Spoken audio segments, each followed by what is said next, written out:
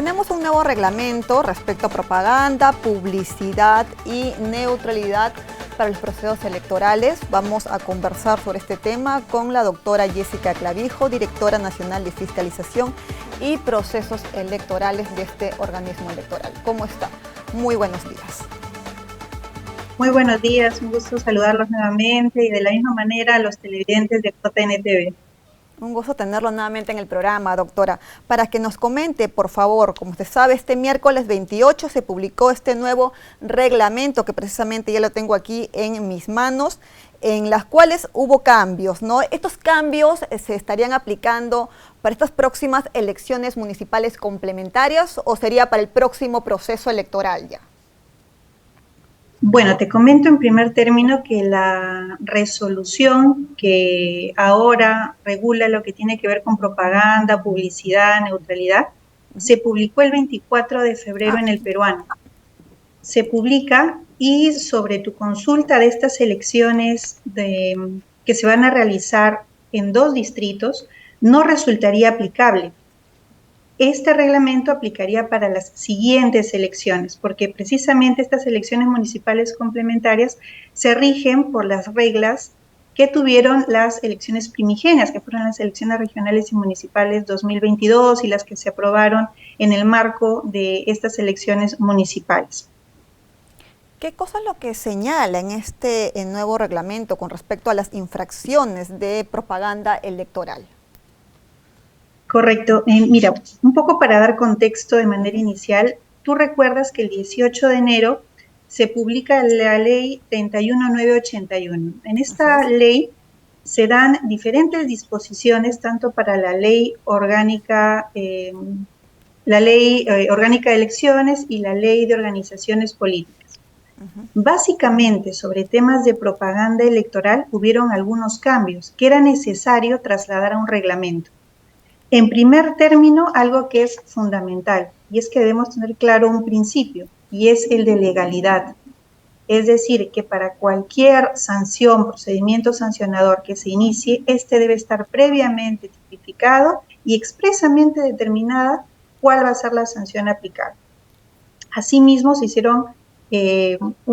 dieron unas disposiciones sobre multas para aquellos supuestos de infracción que ya estaban contenidos en la ley orgánica de elecciones, en los artículos 187, 188 y 189, en los cuales ahora se establece una multa de 1 a 5 UITs. Recordemos que antes las multas iban en un rango de 30 a 100 UITs, entonces ha habido una variación. En un momento más, si deseas, vamos al detalle de cada una de estas infracciones. Y en ese sentido se hicieron estas modificaciones a este reglamento que se aprobó con la resolución 047-2024.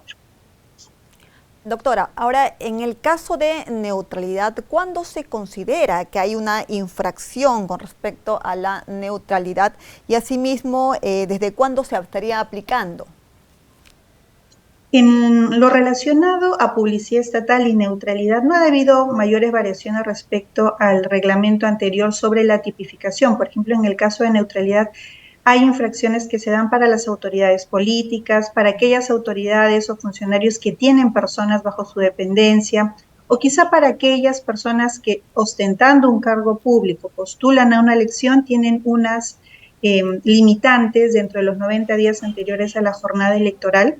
Obviamente, toda esta actuación que vulnere el principio de la neutralidad básicamente está orientado a que en el uso de tu cargo con los recursos públicos favorezcas alguna candidatura o coactes la jornada electoral, ¿no? Entonces, aquellas infracciones sobre neutralidad o sobre publicidad estatal se mantienen.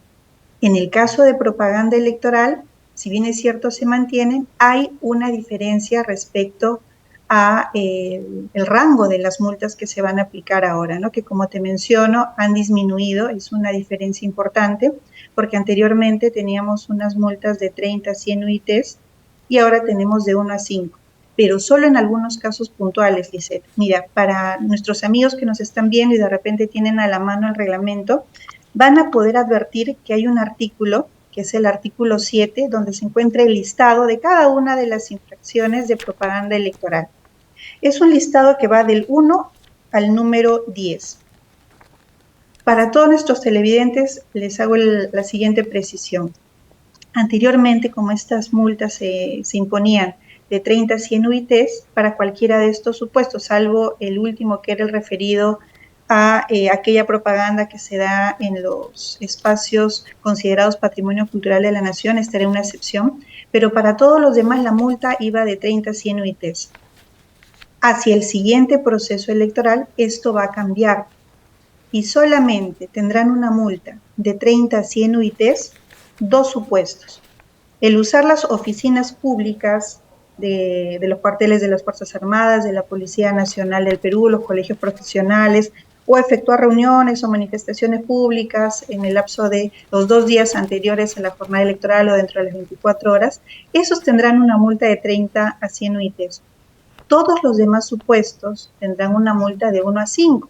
Por ejemplo, Lisette, aquella persona que utiliza las calzadas para propaganda electoral, el difundir la propaganda electoral en altoparlantes fuera de los horarios permitidos, el colocar propaganda sin autorización, por ejemplo, en un predio privado, todos aquellos supuestos que ya están mencionados en el artículo 7, entre el numeral 2 y el numeral 8, van a tener esta multa que es menor, que va de 1 a 5 UITs. Claro, asimismo acá estoy leyendo, doctora, que en el artículo 44, criterios para la graduación de la multa, ya que estamos hablando de ese tema, se ha incluido precisamente un nuevo criterio, ¿no? Que es cumplimiento parcial para adoptar la medida correctiva. ¿A qué se hace referencia a ello, por favor?